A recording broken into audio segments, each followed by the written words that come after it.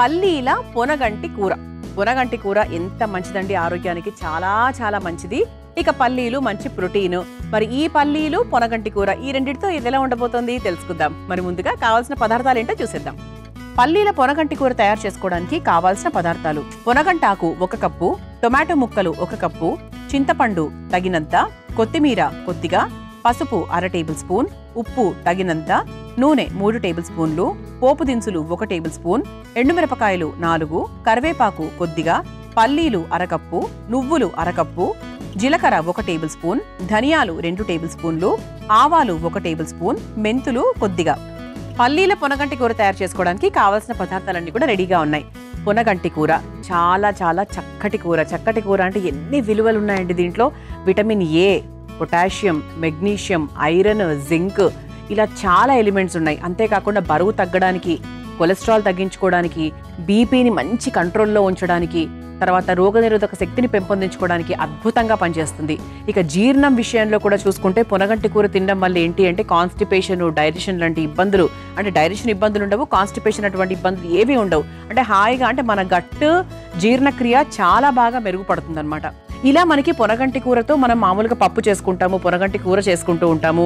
అందులో భాగంగా ఈ రోజు మనం పల్లీల కాంబినేషన్లో ఈ పొనగంటి కూర ఎలా తయారు చేసుకోబోతున్నామో తెలుసుకుందాం. ఎందుకంటే మన అమృతంలో ఎప్పుడూ కూడా ఆరోగ్యాన్ని ఎంత ఎక్కువగా జోడించాలో అంత ఎక్కువగా జోడించి మేము చేస్తూ ఉంటాం. కాబట్టి ముందుగా స్టవ్ వెలిగించేద్దాం.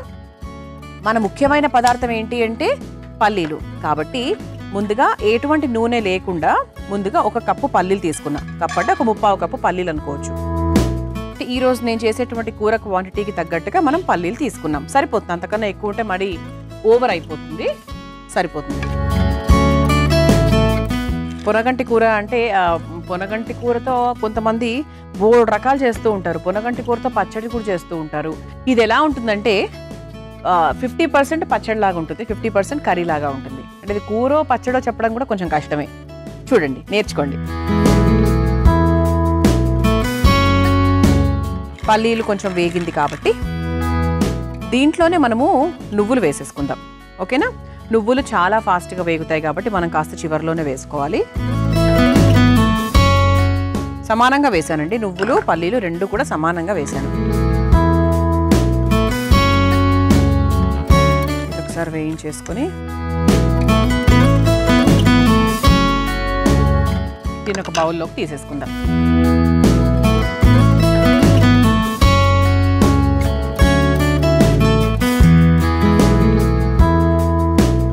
ఇలా చక్కగా మనము పల్లీలు నువ్వులు వేయించేసుకున్నాం. ఇప్పుడు ఇది పక్కన పెట్టేసుకుందాం. ఇదే బాండీలో మనం డ్రై రోస్ట్ చేసుకోవాల్సినవి వేరే కూడా ఉన్నాయండి.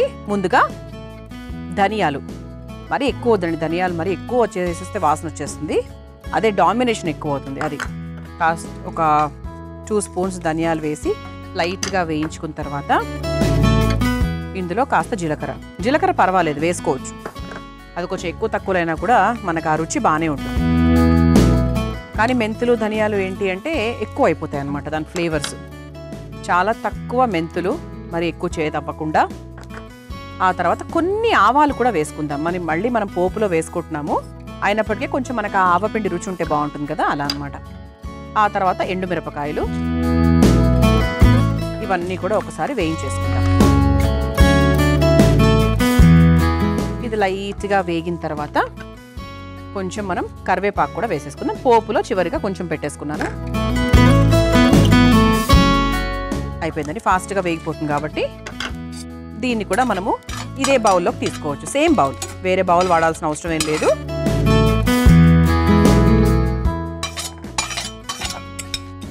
ఆహా, అద్భుతమైన సువాసన మాత్రం వస్తుంది. ఇది కూడా మనం పక్కన పెట్టేసుకోవచ్చు. ఇప్పుడు మనం ఏం చేద్దామంటే పొనగంటి కూర. ఓకే, 1 కప్పు పొనగంటి కూర తీసుకున్నాను. కప్పు నిండా వేసేస్తున్నాను. ఇందులో కావాలంటే మీరు ఒక స్పూన్ నూనె వేసుకోవచ్చు. ఇక్కడ వేసేసుకోవచ్చు. తర్వాత అయినా కూడా వేసుకోవచ్చు. అంటే లైట్గా వేగిన తర్వాత అయినా పైనుంచి కూడా వేసుకోవచ్చు.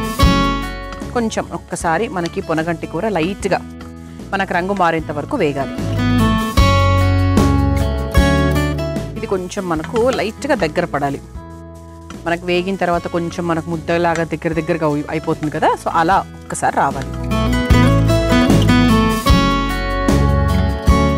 కొంచెం మనకు దగ్గర పడిన తర్వాత సన్నగా తరుక్కున్నటువంటి టొమాటో ముక్కలు కూడా వేసేసుకుందాం.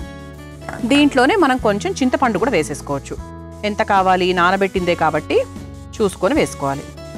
ఈ చింతపండు నీళ్ళు కూడా కొంచెం వేసుకోవాలి.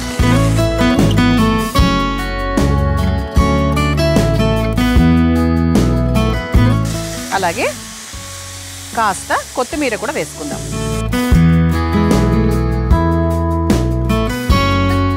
ఇది ఒకసారి వేయించేసుకుందాం. ఇది ఎక్కువ వేయించేసుకోవాల్సిన అవసరం ఏం లేదు. ఎందుకంటే టొమాటో ముక్కలు అసలు మనకి ఉడికినా ఉడకపోయినా కూడా చాలా కమ్మటి రుచి వస్తుంది కాబట్టి జస్ట్ ఒకసారి ఇలా కలుపు వేసుకుందాం. ఆహా, స్మెల్ అయితే అద్భుతంగా బ్రహ్మాండంగా వస్తుంది. కరెక్ట్గా సరిపోయిందండి. ఇంతకన్నా మనం దీన్ని ఎక్కువగా వేయించుకోకూడదు. ఇప్పుడు మనము దీన్ని కూడా ఇదే బౌల్లోకి తీసేసుకుందాం. ఓకే,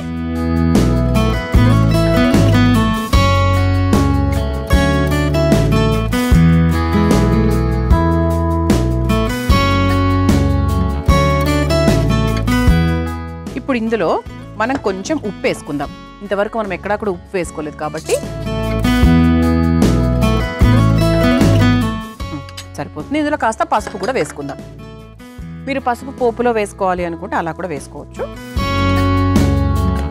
ఇప్పుడు దీన్ని చక్కగా మనం కొంచెం నీళ్లు పోసుకొని, చాలా తక్కువ నీళ్లు పోసుకొని మెత్తగా రుబ్బేసుకుందాం. మెత్తగా కూడా అవసరం లేదండి, 80% వరకు రుబ్బుకున్నా కూడా మనకు కచ్చాపచ్చాగా బాగుంటుంది. ఓకేనా, ముందుగా రుబ్బుకొని తీసుకొచ్చేస్తాను. చూసారా ఇలా చక్కగా, అంటే చెప్పాను కదా మీకు ఇది చూడ్డానికి పచ్చడిలాగానే ఉండొచ్చు, కాకపోతే మనం దీనికి ఇంకా ప్రాసెస్ ఉంది. ఓకే, చెప్తాను నేను మీకు. ఇది పక్కన పెట్టేసుకుందాం.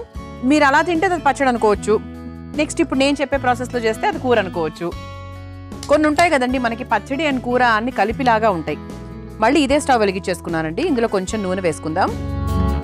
అంటే ఇది మెయిన్ పోపు ప్రాసెస్ అనమాట. ఇంక ఈ ప్రాసెస్ అఫ్ కోర్స్ అందరికీ తెలిసిందే. సో ఇంతవరకు ఎక్కడా కూడా మనం నూనె వాడలేదు. సో ఇందులో కొంచెం ఒక 3 స్పూన్ల వరకు నూనె వేసాను. నూనె కాస్త హీట్ అయిన తర్వాత ఇక కావాల్సిన పోపు దినుసులు అవన్నీ కూడా మనం వేసుకోవచ్చు. ఇలా మనకు మిక్స్డ్గా పెట్టానండి. దినుసులు, ఆవాలు, జీలకర్ర, మినప్పప్పు, శనగపప్పు.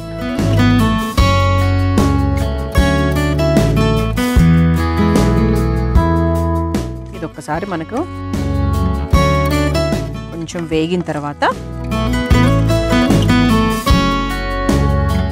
ఎండుమిరపకాయలు వేసేసుకుందాం. ఎండుమిరపకాయలు ఒకటి ఉంచాను, ఇంతకుముందు మనము మిక్సీ పట్టేటప్పుడు ఒకటి ఉంచేసాను కాబట్టి. ఎండుమిరపకాయలు, ఆ తర్వాత కాస్త కరివేపాకు, కావాలంటే కొంచెం జీలకర్ర కూడా యాడ్ చేసుకోవచ్చు. ఇంకొంచెం పసుపు కూడా మీరు ఇక్కడ కూడా యాడ్ చేసుకోవచ్చు. ఇది ఒకసారి వేయించేసుకోండి.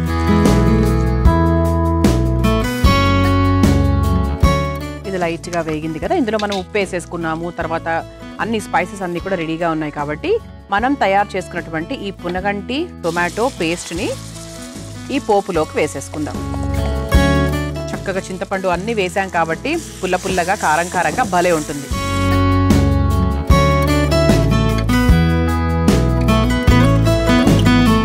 ఇందులో కొంచెం ఇది ఒక్కసారి మనకు వేగిన తర్వాత కాస్త వాటర్ పోసుకుందాం, లైట్గా, ఎక్కువ కాదు, కొంచెం.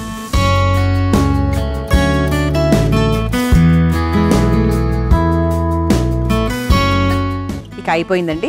స్మెల్ మాత్రం బ్రహ్మాండంగా వస్తుంది. అలాగే మన సర్వింగ్ బౌల్ కూడా రెడీగా ఉంది కాబట్టి సర్వ్ చేసేసుకుందాం. ఈ రంగులోనే ఎంతో మంచి ఆరోగ్యం ఉంది కదా, అంటే గ్రీన్స్ అంటారు కదా, గ్రీన్ గ్రీన్ గ్రీన్ అని చెప్పి.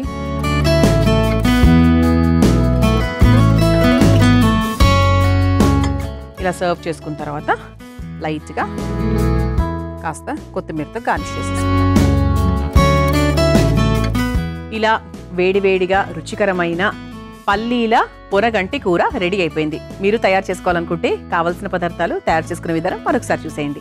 పల్లీల పొనగంటి కూర తయారు చేసుకోవడానికి కావాల్సిన పదార్థాలు: పొనగంటాకు 1 కప్పు, టొమాటో ముక్కలు 1 కప్పు, చింతపండు తగినంత, కొత్తిమీర కొద్దిగా, పసుపు 1/2 టేబుల్ స్పూన్, ఉప్పు తగినంత, నూనె 3 టేబుల్ స్పూన్లు, పోపు దినుసులు 1 టేబుల్ స్పూన్, ఎండుమిరపకాయలు 4, కరివేపాకు కొద్దిగా, పల్లీలు అరకప్పు, నువ్వులు అరకప్పు, జీలకర్ర 1 టేబుల్ స్పూన్, ధనియాలు 2 టేబుల్ స్పూన్లు, ఆవాలు 1 టేబుల్ స్పూన్, మెంతులు కొద్దిగా. పల్లీల పొనగంటి కూర తయారు చేసుకునే విధానం. ముందుగా స్టవ్ వెలిగించి బాండీలో పల్లీలు వేసి వేగిన తర్వాత అందులోనే నువ్వులు కూడా వేసి వేయించుకొని ఒక మిక్సింగ్ బౌల్లోకి తీసుకోవాలి.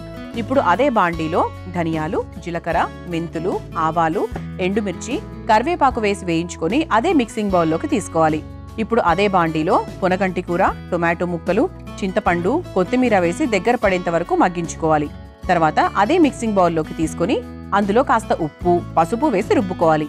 ఇప్పుడు స్టవ్ వెలిగించి బాండీలో కాస్త నూనె వేసి అది వేడైన తర్వాత పోపు దినుసులు, ఎండుమిర్చి, కరివేపాకు, జీలకర్ర వేసి వేయించాక రుబ్బుకున్న పొనగంటి కూర మిశ్రమాన్ని కూడా వేసి కాస్త నీళ్లు పోసి 2 నిమిషాల పాటు మగ్గించి ఒక సర్వింగ్ బౌల్లోకి తీసుకుని పైనుంచి కొత్తిమీరతో గార్నిష్ చేసుకుని సర్వ్ చేసుకుంటే పల్లీల పొనగంటి కూర రెడీ.